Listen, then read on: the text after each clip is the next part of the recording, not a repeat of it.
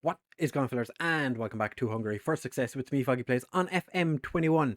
Today's episode, we are playing against Copenhagen in the Europa League, first knockout round, and we're going to do a roundup of the January/February, aka winter, transfer window. If you do want to enjoy this episode, do make sure to leave a like and subscribe. We are aiming for 500 subscribers before the end of the month, and I believe you can do it. Now, let's get into the video.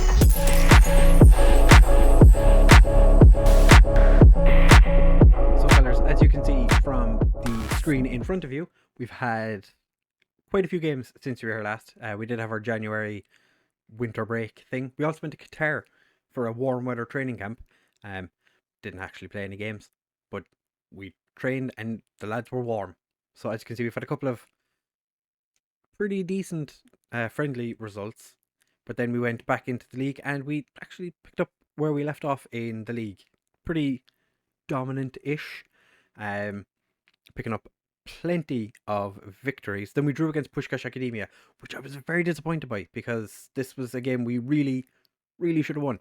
Then we went and played Uish Pest, and they were a lot better than we were. We just weren't good enough at all. As you can see, Dominic Pushkak managed to score twice in that game, and he has picked up his form and started scoring goals. I knew once he scored one, it was just going to be a case that he'd score constantly after, and he's actually quite gone and done that.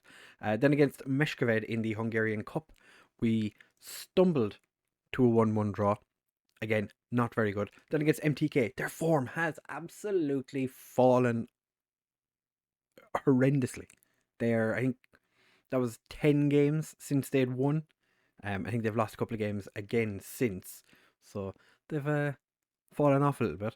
But then we went and beat Meshkoved in the Hungarian Cup again. And then we played 2 games since that.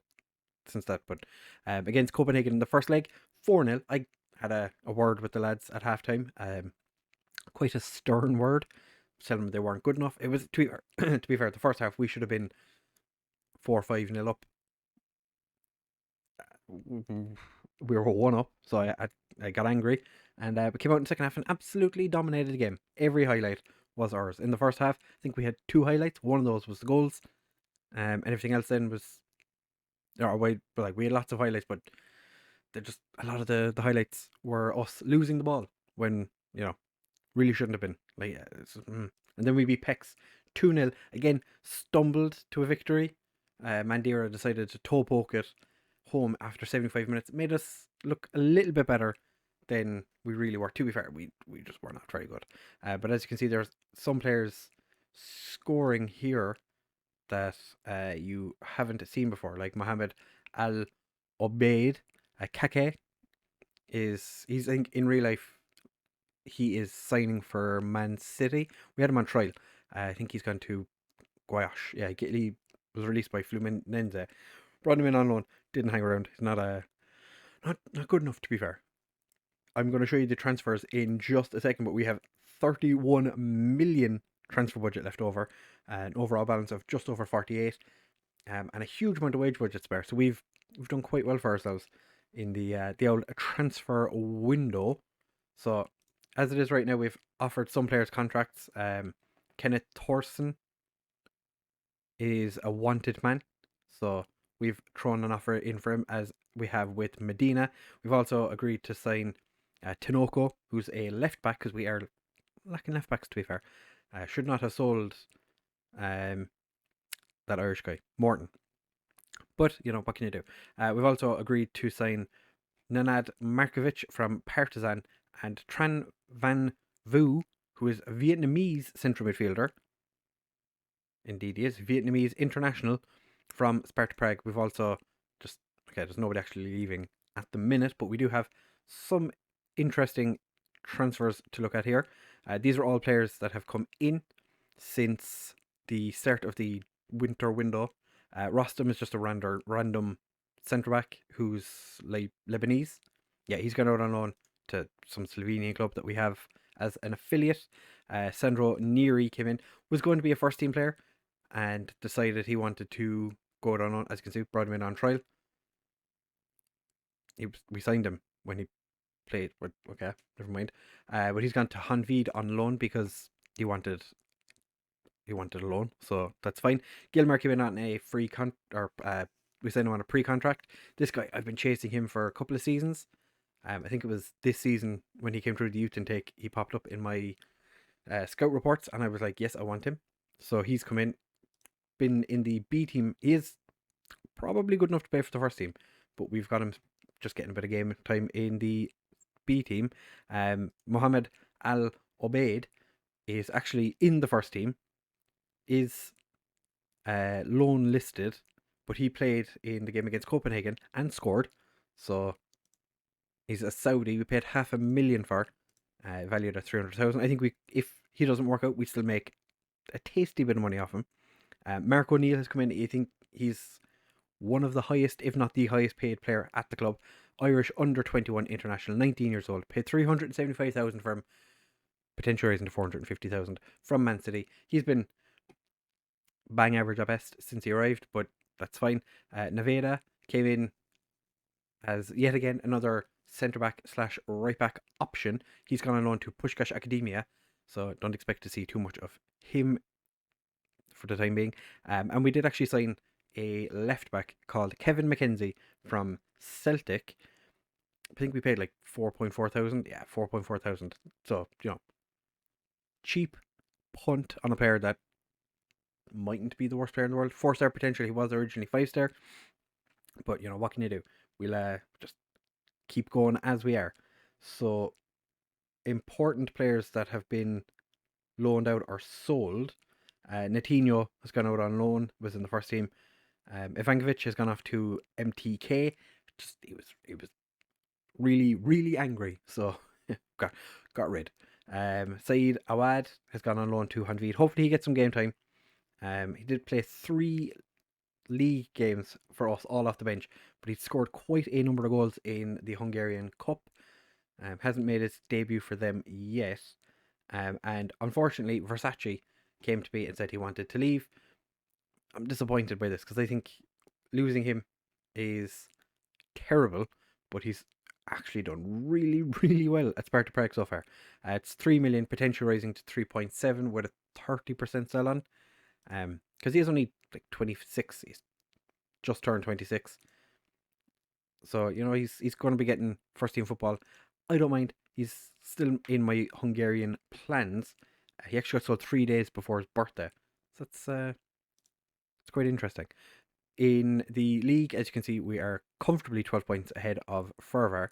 If we just go into the stages here, you'll see MTK are on a horrendous run of form. So, unfortunately for them, fortunately for us, everything's gone quite well. As you can see, we're playing Fervor in the Hungarian Cup, which should be comfortable enough. We're playing Copenhagen in the next leg, but don't think the draw for the next round has come true yet. No, so it'll be tomorrow. But if we look at Sevilla to see who they drew, had we finished second in our group, Inter. And they managed to beat Inter in the first leg. So that could have been us. Unfortunately, it is not. I would have liked to throw our hand against Inter, but these things happen. So there's nothing we can do about it now.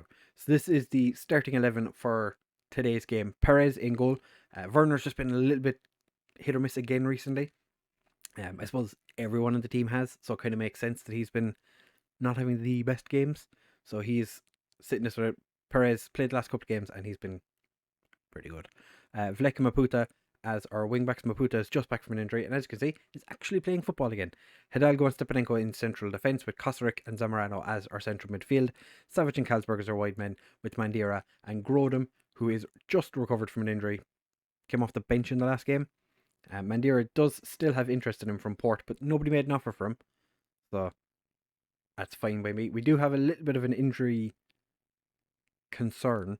Riffin, Barreto, and Oriola all injured, and that is everything. As you can see, Pushkash is having a pretty good recent run of form. He's going to sit this one out on the bench because he was a little bit non-existent in the last game. But then again, like I said, we've been hit or miss. We've not been amazing in games, so I'm not it's fine. It's fine. The Copenhagen team have Lafont in goal, Sepp van den Berg, Mamin Sanyang, a pretty good right winger. Philip Larsson, I tried signing him at 19 million, so would have been easily the highest transfer we've ever, or highest transfer in the club's history. Didn't want to join us though, which is unfortunate. Kennedy and Eddie Salcedo. I'm surprised he's playing for Copenhagen. He's quite a good striker in terms of like Serie A. Copenhagen have lost 3 of their last 5. So you'd think we should win this game. I'm just going to send the assistant to that. They are playing Sanyang on the right. To be fair, I kind of understand. I think I had him at Bayer Leverkusen in the Director of Football Journeyman, and one season he was our top goal scorer, and another season he was not in the first team. So it's kind of just how it goes. If you haven't tried a Director of Football save, I would highly recommend it. It is insane. There's very little rhyme or reason to it. The Director of Football does the most random things, and I absolutely love it.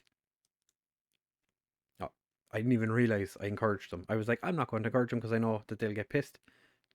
Done it without even realising. Eddie Salcedo, he's just cut our defence into pieces, but thankfully Perez was there to stop it. I'm not saying Perez is our number 1 goalkeeper. I know he's wearing the number 1, but he's not guaranteed. But I don't think you could say the same for Werner. I don't think we have a first choice goalkeeper. We have 2 goalkeepers that kind of rotate. Fomin is very lucky not to get booked for that challenge, and then the fact we didn't get a penalty is interesting. But yeah, in terms of goalkeepers, we have 2 goalkeepers fighting for number 1, and then there's Branchig, who I don't really like anymore. Since he arrived, he's been less than fantastic. He's played well in the B team when he's been given opportunities. But, Savage just hit the crossbar. That was quite an audacious attempt. And so far we've had 6 shots, none on target. Okay, we've had our first shot now. First shot on target. The midfielder Larsson, the one I was talking about, who I tried to sign for 19 million. He's slightly scary. Salcedo puts him through, or Larsson puts Salcedo through. Salcedo smashes it in the back of the net, and I'm not worried. It's just in the Champions League, we weren't very good away from home, unless we were playing Midtjylland. And Copenhagen are a step up from Midtjylland, so I wouldn't expect this to be an overly comfortable game. Mandira gets across and Grodem back of the net. Get in. So we're just coming up on close enough to halftime. 5 minutes. We are after taking an away goal, which is very, very handy, because it's kind of settled me a little bit, because I was a little bit weary that Copenhagen were going to make a comeback in this game. That would have been horrendous. Carlsberg, the Ferries, who, again, another player who had interest in him for the whole of the winter window, but didn't get any actual offers, which is weird, because last season Darami puts the ball in the back of the net, their captain, with the assist for that one. Carlsberg was after just coming off a relatively poor season for his standards anyway, and just was getting a bunch of offers from him. I was kind of surprised by it. And then this year, just after having one of his best seasons, we have a lot of interest but no offers, which it's a very FM thing to do. Like, a player has an absolute worldie of a season and then nobody wants to buy him. Beautiful sliding tackle by Zamorano to literally block nobody, just take the ball away from absolutely nobody. Or Darami. Perez does quite well to stop the ball from going in, and Perez clutches the ball, says to his chest, but he kind of plucked it and then to his chest after. But we are still involved in this game. I do believe with the way our form is, especially in Europe. If we don't win our games at home, we're not going to win the league because we are playing quite poorly away from home. Oh, Mandira with his 26th of the season, just to shut me up. But you can see like our ratings for our players, like Hidalgo's on a 6.4, Zamorano's on a 6.4, Carlsberg's playing a 6.5. These are players who are constantly playing well. Maputa's gone to a 6.5 now as well. These are consistent players who are just not being all that consistent recently. I'm going to have to take Zamorano off. He's going to get sent off. Savage, unfortunately, can't get there to the over hit pass. Every time we see Zamorano near the ball, I'm like, please don't get sent off. Don't dive in. Copenhagen are building quite nicely, but we seem to have. Oh, okay. Kosteric passes the ball to Savage. Perez finds Maputa. Sitting very narrow for a left back, but that's fine. Mandira's put Carlsberg through.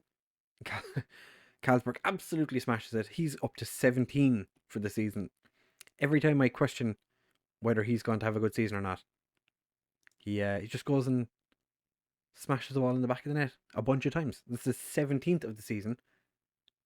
We have a kickoff highlight, which has started with Copenhagen having a poor start, giving the ball away with their second touch. They're counter-attacking again. Stepanenko, very far forward for a centre-back. Talking about how Maputa was narrow for a left-back. Stepanenko, super far forward. I think that's being called offside. Oh, actually, we had a goal against Copenhagen in the first leg, ruled offside, even though it was an own goal. I don't know how, but it was given as offside, and they got away with it because it was ridiculous. And even watching it back, there was a line, but there was nobody near the ball at the time. Sometimes FM and VAR are just interesting. Grodum has scored his 19th of the season. We're going to chuck a bit of praise at the lads now. We have 4 away goals. It's 8-2 on aggregate. They are not coming back into this. I am saying it now. They are not coming back into this game. We're going to make some substitutions because we might as well. Zamorano, you're coming off because you're going to get yourself sent off if you don't. Savage is going to come off for Pusic or Pushak. I'm going to take off. Actually, no, I'm going to leave that for now. Made 2 substitutions. I don't want to make a third because every time we make 3 substitutions in a row or at the same time, one of my players gets injured and has to come off. I don't want to be doing that, so we're just going to leave the lads run around for a little while longer. 10 minutes left. We'll leave it for now. Carlsberg looks like he's given everything he can. Yeah, he's just going to hang on a little while longer. Might take him off. That was a poor pass. And Perez does really well, and then Stepanenko guides the ball wide of the goal. Hidalgo with the header. Is that going to increase his rating? I don't think it will because it wasn't under any major pressure. Fleck just boots that one as hard as he can away from wherever he is. We're going to bring on Kekarish, but swap him with Stepanenko. Karetish is a centre back that I'm sure you're all aware I'm quite a big fan of. You're just trying to get him into the team, and what a tackle by Stepanenko. Unfortunately, FM21, it meant nothing. And Gasinikov, what's his name? Gasinovic does get the goal that he was trying to get a while ago, but then got called offside. Pushak had an absolute mare of a game after he came on. I was just looking at it. 6.4. Maputa had a 6.5. O'Neill didn't have a great game. Doesn't matter. Grodum, Mandira, and Carlsberg did enough for us to win away from home in Europe, which is not something we've been doing an awful lot of. So we are officially better than the Danish teams, which is quite nice. Any interesting results here? Liverpool drawing with Legia. That's not something I was expecting. Valencia beating Man United, but getting knocked out regardless. Olympiacos have actually signed a player on a pre-contract that I wanted. but can't have everything, I suppose. I wanted to bring Troy Parrott in, but Olympiacos offered him 28,000, I think it was. I offered him 12. So it was always going to be a case that we were never going to win in that case, because I think we can offer players up to like 30,000, but I'm not willing to. That's a lot of money. So for the next episode, I think we're going to come back for whoever we get in the second knockout round, which I'm going to leave as a surprise for the next episode, and either play Fervor, who are second, so probably will be them, or Meshkoved. It's potentially going to be these two games. So if you have enjoyed this episode, do make sure to leave a like, comment, and subscribe. Share with all of your friends, and we'll see you in the next one. Bye!